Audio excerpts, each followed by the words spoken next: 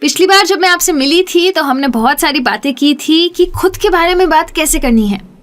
पिछली बार मैंने आपको बताया था कि जब आप खुद के बारे में बात करना चाहें तो क्या बातें करनी चाहिए। तो आज मैं आपको बताने वाली हूँ कि वो बातें करनी कैसे है।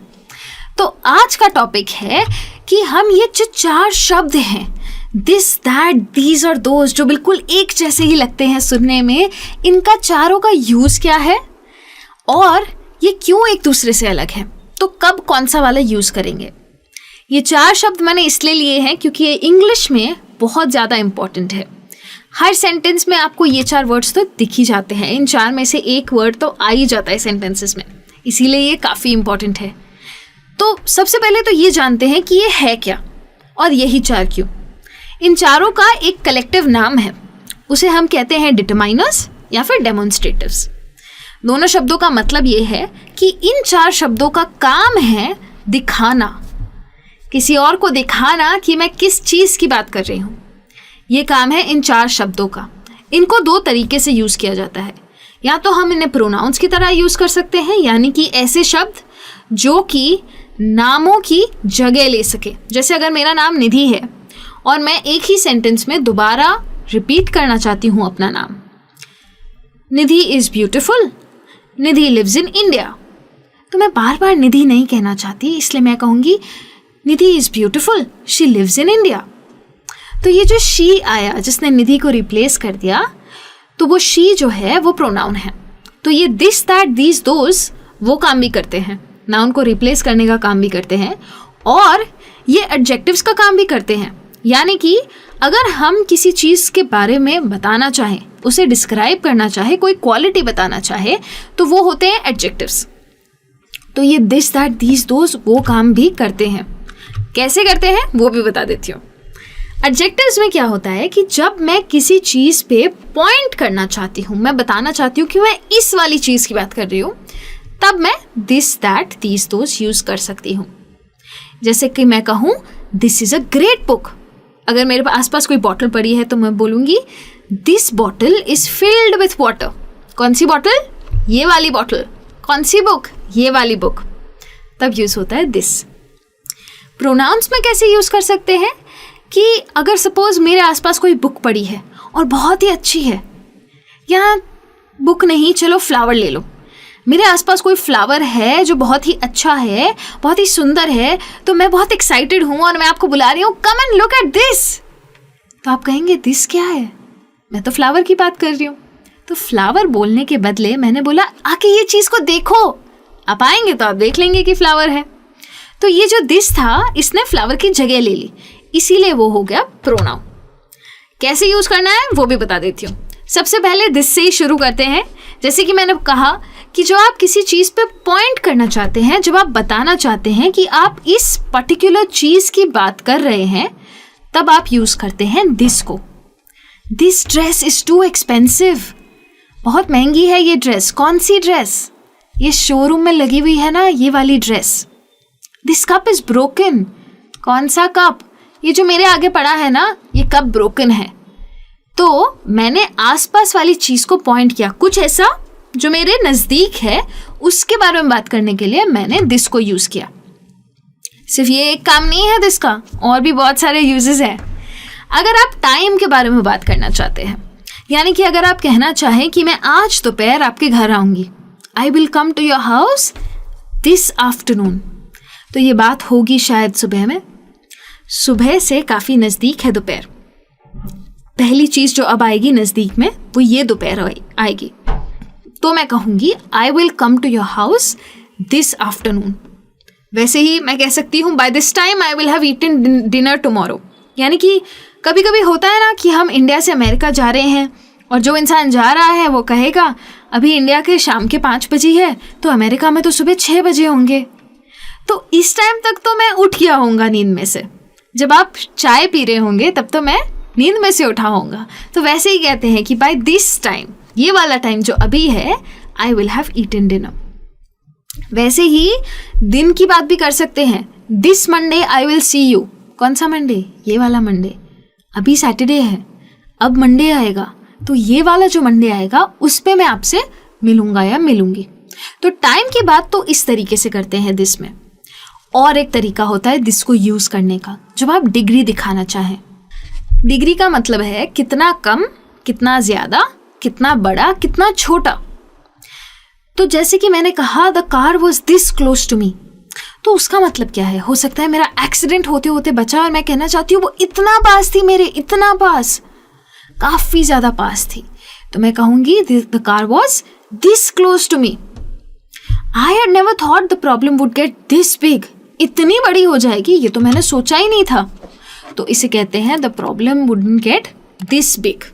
अब दिस को तो आप समझ गए, अब बात आती है दीज की। तो ये दीज क्या है? सुनने में तो दिस और दीज काफी एक जैसे लगते हैं, लेकिन फर्क सिर्फ और सिर्फ इतना है कि दिस जो है वो मैं उन चीजों के लिए यूज करती हूँ जो एक है। सिंगुलर चीजें यानी कि नंबर में जब एक होती है तब मैं दिस कहती हूँ, और जब एक से ज्यादा चीज की बात करनी है तो मैं कहूंगी दीज। बाकी यूज तो बिल्कुल सेम है, कोई फर्क नहीं है बाकी यूज में। यानी कि अगर आप कहेंगे these laptops can be used, तो उसका मतलब एक से ज्यादा लैपटॉप है, इसीलिए मैं दीज कह रही हूँ। अगर एक होता तो मैं कहती this laptop can be used. These flowers are beautiful, तो ये काफी सारे फूल हैं, इसीलिए मैं दीज कह रही हूँ। वैसे ही टाइम के साथ भी आप कर सकते हैं। These days it's a very big problem to get a job. आजकल एक नहीं काफी सारे दिनों से काफी दिक्कत है, तब यूज होता है दीज। अगर दिस और दीज आपको क्लियर है तो दैट समझने में बिल्कुल टाइम नहीं लगेगा, क्योंकि दैट और दिस में फर्क सिर्फ ये है कि दिस हम यूज करते हैं उन चीजों के लिए जो मेरे से नजदीक है और मैं पॉइंट करना चाहती हूँ। दैट यूज करते हैं उन चीजों के लिए जो मुझसे थोड़ी दूर है और मैं पॉइंट करना चाहती हूँ। That person behind you is beautiful. आपके पीछे जो खड़े हैं ना, हमसे थोड़े दूर हैं पर काफी खूबसूरत इंसान है वो। तो दैट जो है वो उन चीजों के लिए यूज किया जाता है जो काफी दूर है हमसे। ध्यान दीजिएगा, दैट का भी काम पॉइंट करना ही है, लेकिन टाइम में शायद दूर हो या फिर स्पेस में दूर हो। स्पेस मतलब फिजिकली दूर है मुझसे। जैसे कि मैं कहती हूँ हु इज दैट मैन, वो आदमी कौन है? कौन सा आदमी? वो आदमी। अगर मैं कहती दिस यानी कि हु इज दिस मैन, तो मेरा मतलब होता है ये आदमी कौन है, ये जो मेरे बाजू में बैठे हैं ये कौन है? ये नजदीक है, वो दूर है। ये के लिए यूज करती हूँ दिस और वो के लिए यूज करती हूँ that. That accident happened a few days ago. तो हो सकता है मैंने अभी उस कुछ टाइम पहले उस एक्सीडेंट की बात की थी और अब मैं बता रही हूँ कि वो जो है वो कुछ दिन पहले हुआ था। तो कुछ चीज़ जो दूर थी टाइम में या फिर स्पेस में, उसके लिए मैं दैट यूज़ करती हूँ। ऐसी कोई चीज़, दूर का मतलब ये नहीं है कि शायद फिजिकली ही दूर हो, ऐसी कोई चीज़ जो पहले हुई थी, शायद हमने पहले उसके बारे में बात की थी, या ऐसी कोई चीज़ जिसके बारे में मैं जानती हूँ, तो फिर मैं दैट यूज़ करती हूँ। जैसे मुझे मालूम है कि मेरे कॉलेज में जो ये ग्रुप है ना दोस्तों का, ये उसी कैफ़े पे जाते हैं। They always hang out at that cafe. कौन सा कैफ़े? वो वाला जो मैंने उस दिन बताया था ना आपको, वो वाला that cafe. The lady we met that day was really sweet. उस दिन जब हम जिसको मिले थे ना, वो औरत को, वो काफ़ी अच्छी थी। हम कहते हैं ना हिंदी में उस दिन ये हुआ, तो उसका इंग्लिश में क्या मतलब है? That day. तो दैट का यूज़ उन चीज़ों के लिए भी होता है जिनके बारे में आप जानते हैं या शायद उसका मेंशन आपने पहले कभी किया हो। उसके अलावा दैट भी डिग्री के लिए यूज़ करते हैं। अब आप जानते हैं कौन सी डिग्री की मैं बात कर रही हूँ। दिस मैंने कब यूज़ किया था? इतना छोटा, इतना बड़ा, इतना कम, इतना ज़्यादा। दैट मैं कब यूज़ करूँगी? The lady is too old to work that much. इतना ज़्यादा काम करने के लिए ये औरत काफ़ी बूढ़ी है। The clients were not given that much time. इतना ज़्यादा टाइम नहीं दिया था। सो काफ़ी ज़्यादा, इतना ज़्यादा, ऐसी चीज़ों के लिए मैं दैट यूज़ करती हूँ। ये भी डिग्री ही है। You are not that fat. इतने मोटे नहीं हो आप। तो दैट जो है वो डिग्री के लिए यूज़ होता है। दिस का भी होता है यूज़, लेकिन अलग चीज़ों के लिए। अब जब बात आ रही है दैट की तो साथ में आएगा दोज भी। दोज दैट का प्लूरल फॉर्म है। जैसे दिस का प्लूरल फॉर्म दीज था, वैसे दैट का है दोज। वो भी उन्हीं चीज़ों के लिए यूज़ किया जाता है जो कि हमसे दूर है, शायद फिजिकली या फिर मन से। कोई चीज़ अगर हमसे दूर है और एक से ज़्यादा है तो मैं दोज यूज़ करूँगी। जैसे कि शू एक नहीं होता है, शू का पैर ही होता है। So those shoes are really pretty. जैसे कोई दूर से आपकी तरफ चल के आ रहा है तो आप देखेंगे उनके जूते और आप कहेंगे दो शूज़ आर रियली प्रिटी, बहुत सुंदर हैं वो जूते। कौन से वाले जूते? वो वाले। Can you blow those candles near you? आप मुझसे तो दूर खड़े हैं लेकिन आपके पास वो कैंडल्स हैं, तो आप वो वाली कैंडल्स बुझा देंगे। अब आप बोलेंगे उनके पास है तो दिस क्यों नहीं, लेकिन मुझसे तो दूर है ना। मुझसे दूर है तो मैं कहूँगी दोस। मेरे पास होती तो मैं शायद दीज कहती। दीज कैंडल्स आर नाइस, तो ये मेरे पास वाली कैंडल्स हैं। Those candles need to be blown away, तो वो दूर वाली कैंडल्स हैं। तो ये जो है काफ़ी ज़्यादा डिस्टेंस की बात है। अब मैंने आपको मेन यूज़ तो समझा दिया है, लेकिन इसके अलावा भी कुछ और यूजेस होते हैं इन डिटरमाइनर्स के। जैसे कि सबसे अच्छा यूज़ इनका होता है कि जब हम किसी तरीके का डिस्टेंस दिखाना चाहते हैं या बनाना चाहते हैं, या फिर हमें कोई चीज़ अच्छी लगती है उसके बारे में बात करनी है, तो हम यूज़ कर सकते हैं। ये सब स्पोकन इंग्लिश में ही ज़्यादा यूज़ होता है। जैसे मैं कहती हूँ those new flip phones are gorgeous, तो हो सकता है कि वो फ्लिप फ़ोन मेरे सामने नहीं है, शायद वो फिजिकली दूर नहीं है, मैंने ऐड में देखे थे, तो मैं कहूँगी those flip phones are really gorgeous.